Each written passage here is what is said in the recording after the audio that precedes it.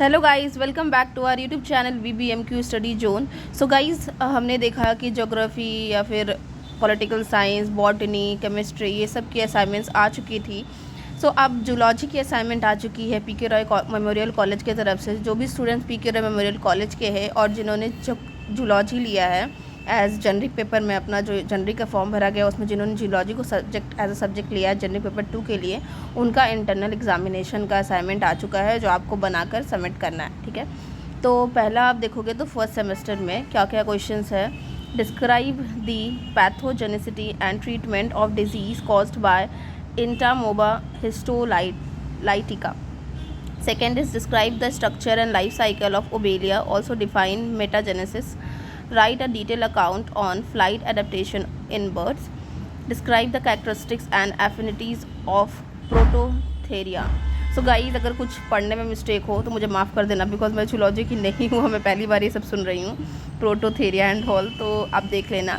और इसमें आपको सिर्फ 3 ही क्वेश्चन अटैम्प्ट करने हैं। और इसमें अगर आप प्रैक्टिकल देखो तो इसमें कमेंट ऑन हाइड्रा और ओबेलिया कॉलोनी, ये 2 पर आपको लिखना है। ये लिखकर आपको सबमिट करना है फाइल के अंदर अपने डिपार्टमेंट में जाकर, जूलॉजी डिपार्टमेंट में जाकर। तो आप जल्दी से जल्दी ये सब लिखकर सबमिट कर देना।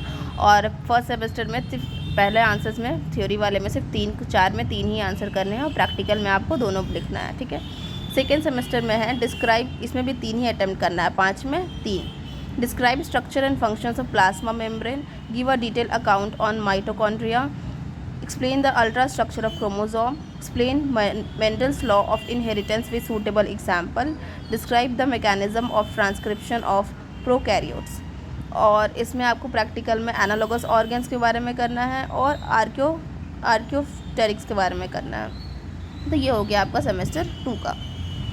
उसके बाद सेमेस्टर 3 में आपको 3 क्वेश्चन अटैम्प्ट करने हैं 5 में, जो कि है describe the structure and classification of carbohydrates, describe glycolysis और Krebs cycle with suitable flow diagram, discuss the composition and classification of blood, also mention its functions, what is excretion, describe the structure and function of nephron, what is fertilization, describe the pre fertilization events. इसके बाद practical में आपको करना है 24 hours of chick embryology और TS of testis of mammals. और semester 4 के लिए आपका सिर्फ 3 अटैम्प्ट करना है 5 में से। राइट एन एशे on energy flow in ecosystem, what is biogeochemical cycle, explain carbon cycle, what is ecological succession, also explain it's different types, right a detail account on renewable and non renewable energy sources, short notes on green house gases, food chain and food web. तो इन 5 में सिर्फ आपको 3 attempt करके आपको लिखने हैं। और practical के लिए estimate the pH of given sample of water. So guys, ये आपका पूरा जनरिक पेपर का असाइनमेंट है जूलॉजी के लिए, जो आपको सबमिट करना है।